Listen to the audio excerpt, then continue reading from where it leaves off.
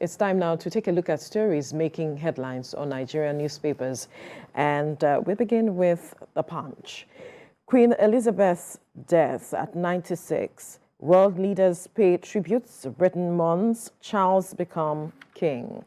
Queen Elizabeth's death at 96. World leaders pay tributes. Britain mourns. Charles becomes king. You find the details on the front page of The Punch newspaper. We move now to the front page of the Daily Trust. Queen Elizabeth II, 1926 to 2022. Buhari, world leaders pay tributes. Life and times of longest-serving monarch. Her ties with Nigeria. How King Charles III will be unveiled. The details on the front page of the Daily Trust. Today's Nigerian newspaper now, and era ends. Global homage, UK's longest serving monarch, Queen Elizabeth II dies at 96. King Charles steps in. PM Truth's death tragic, will miss her. You find the details on the front page of this Nigerian newspaper. To the leadership newspaper now. By Elizabeth, after 70 years on the throne, Britain's longest serving monarch dies at 96. Details on the front page of the leadership newspaper. To the Daily Times now, moving away from the passing of Queen Elizabeth II. PDP, NEC calls Wike's Bluff, passes vote of confidence on Ayu. Come out to deny telling me Ayu resign. Wike challenges Atiku. Says asking BOT chairman to resign an insult. The issue is national chairman. Wagbara replaces Jibrin as BOT chair. Tambuwal to lose seat as chairman, Government Forum. All right, you find all of the details on the front page of the Daily Times. To the front page of the blueprints now, Ayu survives. Wike Boyle says next confidence vote insulting. Pro-Wike NEC members absent. Ex-Senate President Wagbara replaces Walid as BOT chair. NEC fails to appoint presidential campaign DG. All right, the details on the front page of the blueprint. And still talking about the PDP crisis, the Nation newspaper now, Ayu not Jibrin should resign, says Wike. PDP NEC passes vote of confidence in chairman. All right, Mike? Oh, yes. Let me begin with the Nigerian News Direct here. That is where we start from on my side of the table. Now, PDP crisis is the focus here, and it says Sambo Atiku, 395 other NEC members pass vote of confidence in Ayu. That's what it says on News Direct. From there, let's go to First News. PDP rumble. Ayu stays on after all. Survives Wike, others. Shenanigans. Gets party next vote of confidence. That's the National Executive Council's vote of confidence. That's what First News has. And from there, let's go to Nature News.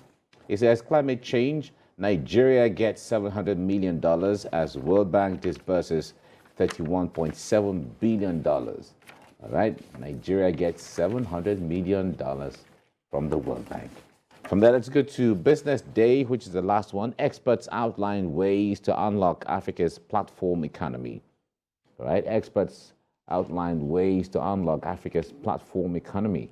That's what Business Day has. Veronica. Right. Gentlemen, just yesterday we were talking about the National Executive Council meeting that the PDP was going to hold. And, you know, a lot of Nigerians were looking forward to the outcome. And if you look at the front page of the Daily Times, to use their choice of words, it seems the outcome, the NEC called Wike's bluff, so to speak, with the vote of confidence passed on Ayu. And I wonder if that's how you see things, Sam. I think that what happened yesterday was to be expected. Right. The PDP is in the catch-22 situation with Ayu. You remove Ayu, there's problem. You keep Ayu, there's problem. Why don't you just keep Ayu? And the point is they have to deal with the perpetual problem. with the governor of Rivers State, Nyesom Wike, who also went on a tirade yesterday saying that the party was showing, one, a northern bias against the south, that the party was now showing a very hegemonic temperament, which is against the whole concept of a Nigerian nation and the constitution of the PDP. He also says that he met with Atiku, called him the candidate during the convention, that is after he emerged. I said, Atiku, work with me. You work with me, Ayu must go. So he's trying to hold Atiku to his own assertion, whether he can live up to the integrity of his own lips, of his own assertion. And that is where we are, because the party's crisis before the vote of confidence doesn't seem to have changed. So the story is, where does PDP go from here? How do you manage The a situation. Wike who is always a resurgent force within the party? And don't forget, as we have always mentioned, that Wike is not alone in this contention. We have Lagos PDP with Bode George. We have Ayo Fayose. We have Sheyi Makinde. We have Governor Ikpeazu. We have Otom. We have a few others who have not spoken, who in the South are not at one with what is going on. The question is there an overarching solution to this problem? It doesn't seem there is. You know, it looks like the place where the situation should be solved is also causing problems. And to paraphrase Shakespeare, he said, when correction lies in the hand that committed wrong, to whom shall we complain? So that's the problem. Where are we going? Exactly. You cannot solve it. Right. All right. Now, the point there is, in politics, ego is a very strong currency, because that ego is what sometimes perceptively is seen as your currency. And in a situation where egos are trying to, smart and outsmart each other, rubbing off, you will see some friction here and there and some fireworks. Now, the PDP is in a little fix right now. Little. I'm trying to use the word very carefully. Downplayed, yeah, okay. Now, the PDP is trying to resolve the issues so that we can bring Wike on board. Also, he doesn't want to be seen to be succumbing to Wike. So it's a difficult place to be in, the dilemma as far as that is concerned. But if you hear what Wike is saying, or what he has been saying, is that we had an agreement from day one. This is about fairness, it's about justice, it's not about any personality, it's not even about me. He has said all of those things. It's about fairness. But somebody has to stand to say, no, we all agreed on this, let us stand by it. That is what he is saying. However, it can be interpreted from different perspectives because it's politics. And then if you listen to Article 2, he said that these issues will be resolved. Of course, in politics, 1 hour can be so much, 1 day can be so much. And one would say it is not impossible to resolve. Absolutely. But the point there is, anybody who is on top of a high horse needs to come down. Because if you sit down and say, okay, what's the issue? Let us talk. You will talk. That is the thing in politics. But you need to be able to come down from a high horse first. To be able to, you have to stoop to conquer. He also said yesterday that the Atiku group are in cahoots with somebody in the presidency in Aso Rock, who has promised them that they are going to win the election, that he was going to work for them. And they said the same person also tried to impose his own candidate or maybe this clique within the presidency tried to impose their own candidate in the APC primaries, and they failed.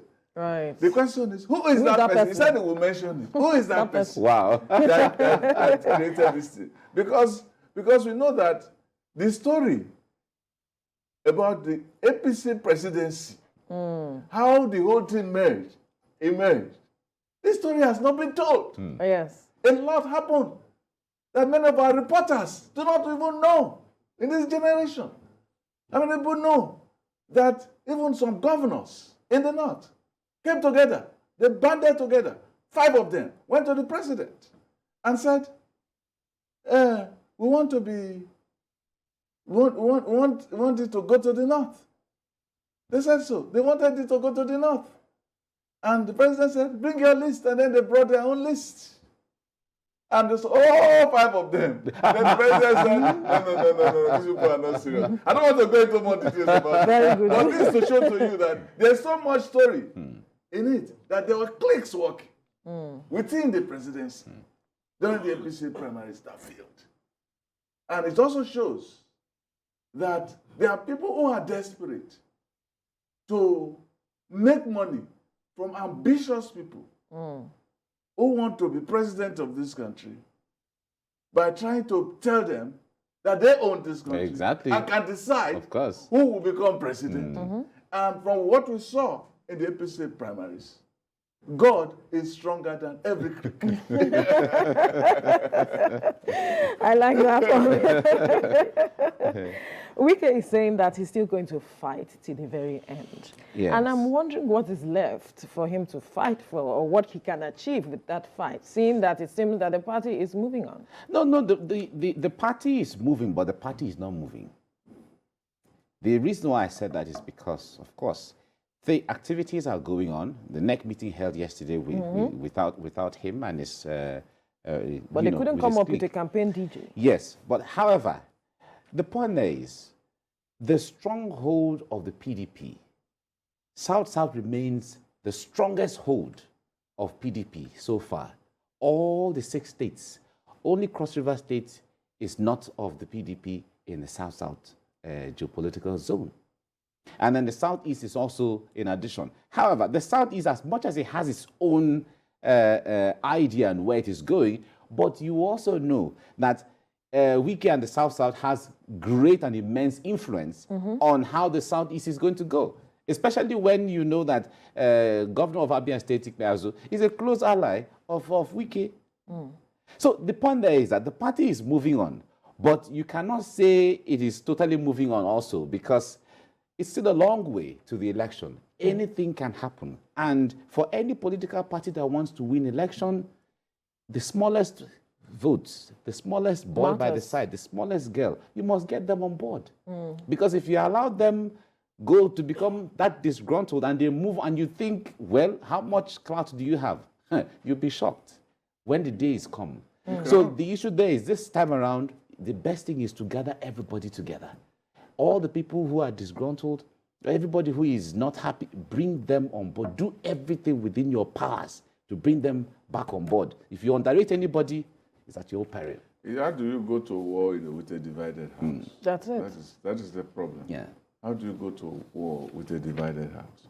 Because you don't only need what we call structure. And structures are usually about people who have strong men in various pockets. Yeah. That is, these are the people who rally locals to the party. That's why they say that all politics is local. It's local, but when it's national politics, it's an aggregation of all the local politics into a team, so as it were, a war. Just like going to war, you have platoons, you have divisions, you have battalions, and all of them. They all have leaders. Whether it's the sergeant at one level, whether it's a lieutenant colonel at one level, whether it's a colonel at one level, a captain at one level, they all work together as a team. But if there is a chink, or what they call the missing link, how do you now move together as a force to go and fight? That is the dilemma. But what Atiku has been quoted once to have said that they could win without Wike. And Wike said, I will flog them. So let us see what will happen. Let us see what will happen because... how intense to flog them. But ultimately, for the sake of our democracy, we wish that PDP puts its house in order so that Nigerians can see what APC is offering, what PDP is offering, what Labour Party is offering, and make the choices. Yes, I'm talking about Labour Party that you said. Yes. You know, the strongholds of PDP are contending with Labour Party. Rather than think about how to handle Labour Party, not even APC in the South or Southeast, you are still fighting within yourself. Yeah. Eh? Yeah. All right. Yes.